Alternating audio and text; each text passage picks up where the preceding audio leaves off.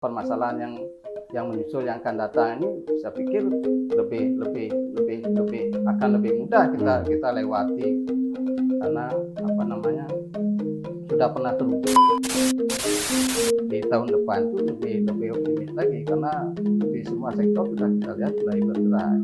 Cuman kan tidak bisa serta-merta seperti kita Haji Sudibyo Bincang.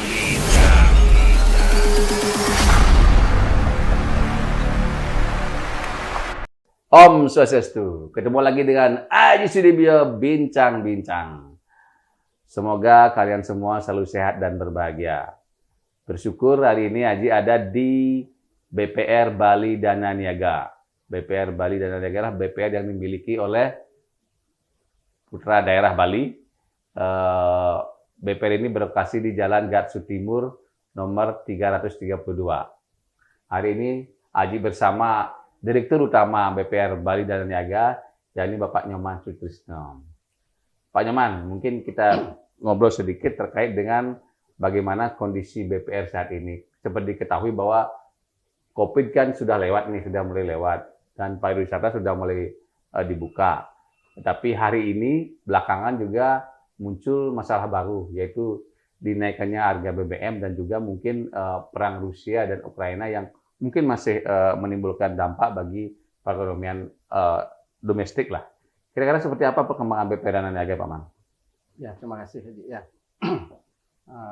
seperti kita ketahui kan ini bertubi-tubi ya masalah yang kita hadapi terkait dengan ekonomi nasional dan global. Seperti Haji bilang tadi bahwa perang Rusia dan Ukraina juga sangat-sangat di luar daripada perkiraan prediksi kita, sama kayak COVID kemarin, tidak ada yang bisa memprediksi. Begitu pula dengan perang Ukraina, dan ini pun berdampak bukan hanya sekarang. Saya takutnya nanti pada saat yang akan datang ini akan muncul permasalahan-permasalahan yang diakibatkan oleh perang ini.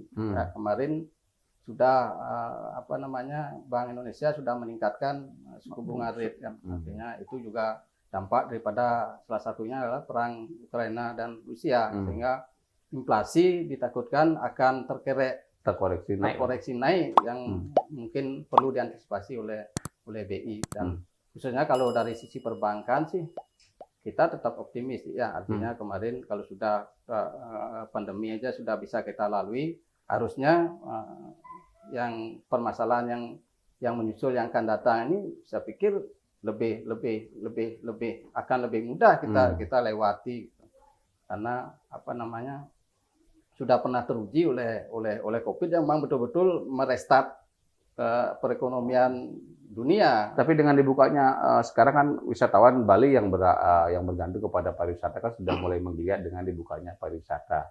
Wisatawan asing sudah masuk. Kira-kira sejauh ini sudah ada dampaknya terhadap BPR khususnya? Ya, terima kasih. Ya, artinya kalau sudah menyangkut pariwisata kan kita basic daripada core bisnis Bali itu kan memang pariwisata. Ya. Karena kemarin juga Menteri Ekonomi Kreatif mengatakan bahwa 70% ekonomi Bali terkoreksi akibat pandemi pariwisata. Gitu. Artinya kalau ini sudah tumbuh, harusnya sih berdampak. Bahkan mungkin akan dampaknya sangat besar. Cuman kan tidak bisa serta-merta akan membuat ekonomi kita pulih. Ini perlu tahapan mungkin yang harus kita lalui, sehingga mungkin setahun 2 tahun bahkan mungkin 3 tahun baru dia akan recovery-nya akan sampai pada puncak sebelum pandemi. Pengaruh pariwisata terhadap perekonomian Bali. Nah, kalau perekonomian sudah tumbuh gitu misalnya, saya yakin karena kemarin akibat pandemi itu kredit bermasalah itu sedemikian dahsyat. Nah, sekarang kalau ekonomi sudah bergerak, karena faktor kredit bermasalah kemarin bukan hanya karena kredit, tapi sebagian besar dipengaruhi oleh ekonomi yang tidak bergerak. Sehingga kita harus. Nah, kalau kita melihat dari data yang ada sekarang kan mungkin tingkat kunjungan sekarang sudah mencapai 700 sampai 800 orang, ribu lah per. Udah itu dari sisi angka-angka sudah ada pergerakan ekonomi Bali sudah mencapai di level agak positif sekarang. Nah, kira-kira dari segi ideal itu, kira-kira pertumbuhan Pak, kira-kira di tahun ini berapa persen Pak? Kalau di BPR Dana Niaga sendiri, Bali Dana Niaga sendiri Pak? Nah, kalau kemarin kita flashback di rencana kerja kan itu ya, artinya rencana kerja kemarin kita masih di bawah single digit sih pertumbuhannya gitu loh. Itu pun sampai hari ini belum bisa kita penuhi gitu. Tapi itu tidak mengurangi optimisme karena seperti yang kita ketahui ekonomi pariwisata sudah mulai bergeliat, tentunya pertumbuhan itu pun harus signifikan seharusnya. Nah, tinggal sekarang bagaimana kita mengambil kue pertumbuhan ini secara maksimal sehingga mampu mengkontrol pertumbuhan bisnis daripada Bali Dananiaga secara personal. Lalu kira-kira apa mungkin strategi dan mungkin langkah yang diambil oleh BPR Bali Dananiaga ini untuk mengambil porsi itu? Apakah dengan membuat produk baru atau bagaimana? Ya, mungkin berkaca daripada kejadian kemarin kan, ya, artinya kita memang sebelum pandemi itu kan, pandemi ini memang betul-betul menghadirkan pembelajaran yang sangat signifikan buat kita. Bagaimana kita merubah dari cara pola berpikir kita rubah sehingga geraknya pun berubah. Maksud saya begini, artinya kemarin kita tidak mengenal istilahnya digitalisasi di BPR. Sekarang kita harus masuk ke ranah di sana. Karena apa? Karena semakin kita bisa mengaplikasikan digitalisasi, tentunya akan sangat membantu sekali kita dalam melakukan promosi, terus pembuka penjualan produk, misalnya. Karena memang itulah yang berarti nanti akan konsep bagaimana memproyek sistem yang lebih kepada digitalisasi itu. Atau apakah ini, kalau kita melihat dari data yang ada kan kebanyakan nasabah BPR ini kebanyakan generasi tua, Pak, bukan generasi milenial. Bagaimana mempromosikan seperti itu? Ya, ini juga harus kita kombinkan. Artinya kalaupun oke lah benar kemarin nasabah kita generasinya generasi yang sudah tua kan gitu. Tapi generasi tua ini juga tidak akan dia stay, dia tentunya akan terlewati juga oleh generasi yang ada sekarang kan, generasi milenial. Jadi kita memang harus mempersiapkan wadah-wadah yang untuk generasi tua dan generasi muda, sehingga kita tidak akan kehilangan daripada pangsa pasar tentunya. Kira-kira produk apa yang mungkin yang bisa mendekati hal itu yang dimiliki oleh BPR Bali Dananiaga ini?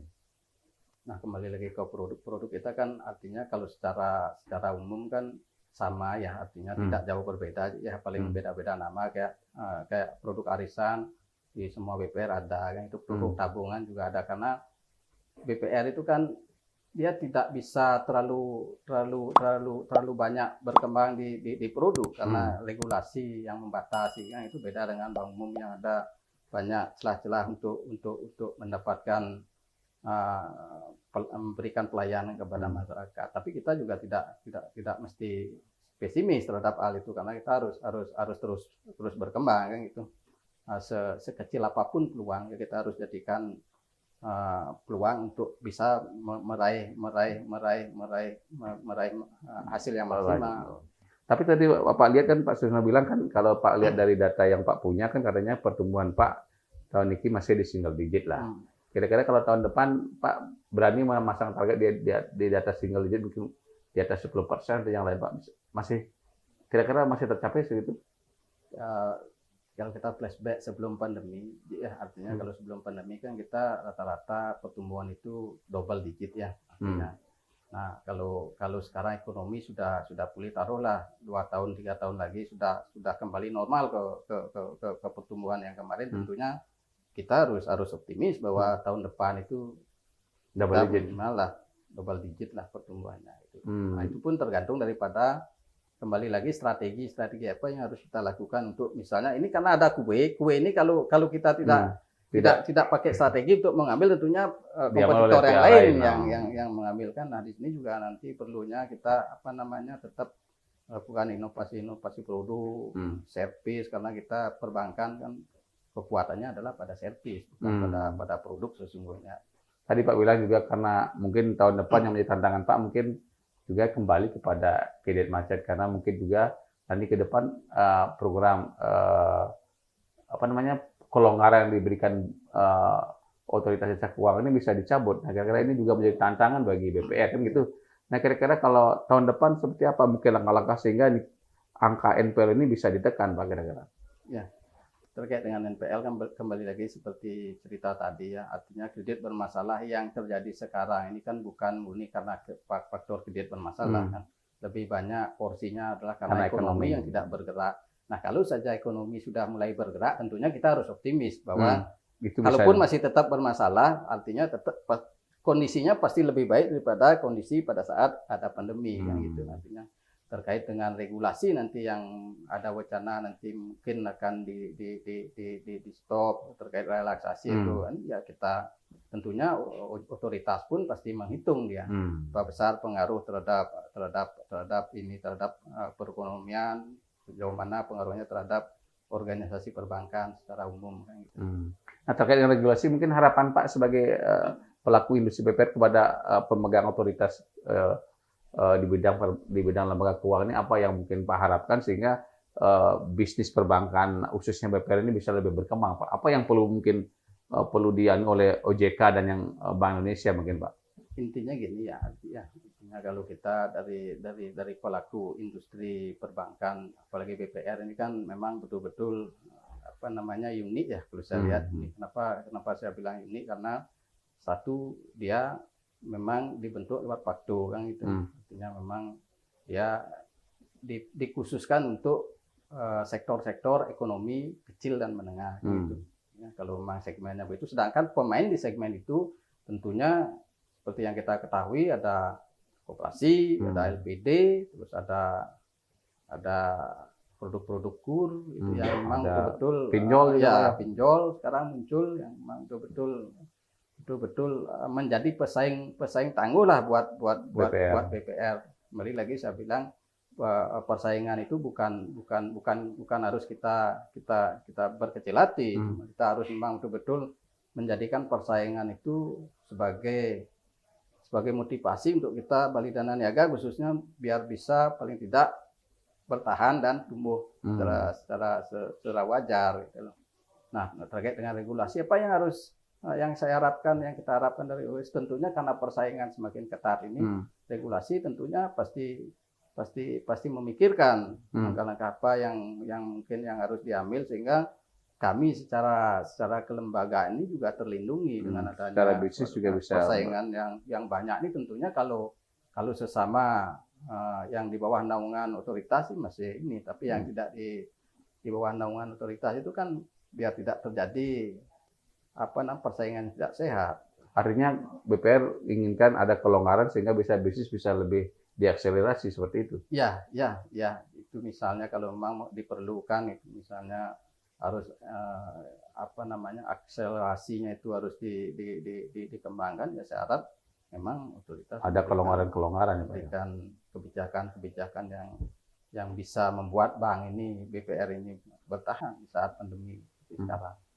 Nah, kira-kira kalau untuk pemerintah sendiri, Pak, jadi sekarang kan pemerintah juga salah satu komponen penting yang menentukan maju dan tidaknya pertumbuhan ekonomi itu, naik dan turunnya pertumbuhan ekonomi itu.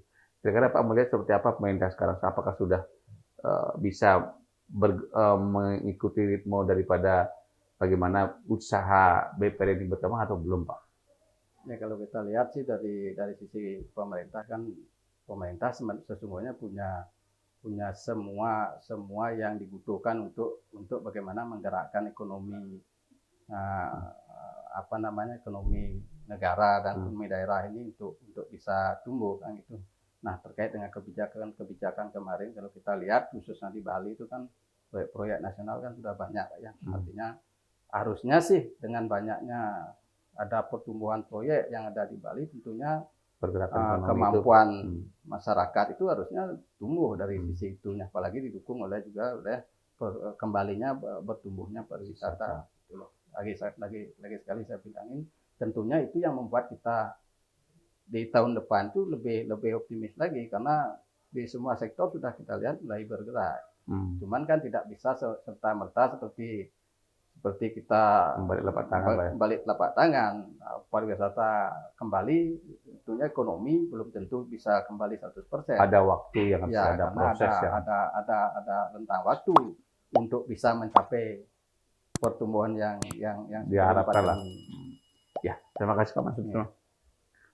pemirsa Aji Studio Bincang-Bincang dimanapun berada, tadi sudah kita dengar bagaimana penjelasan Pak Nyoman Sutisno terkait dengan bagaimana kondisi perbankan BPR di Bali saat ini dan apa strateginya untuk keluar dari krisis. Mungkin krisis pertama sudah dilewati ketika pandemi, sudah dilewati, sekarang mungkin menghadapi tantangan yang lain, mungkin ada inflasi yang meningkat, ada perang Ukraina dan Rusia, dan mungkin tantangan-tantangan yang lain. Tetapi intinya Pak Sutisno bilang bahwa kita tidak perlu pesimis, tapi kita harus optimis menghadapi itu, dan kita akan bisa keluar untuk menjadi pemenang dalam persaingan yang mungkin sudah semakin mengglobal. Demikian dulu dari Aji, semoga bermanfaat bagi kita semua. Aji Sinar Matuk Prama Santi. Om Santi, Santi, Santi Om. Haji Studio Bincang-Bincang.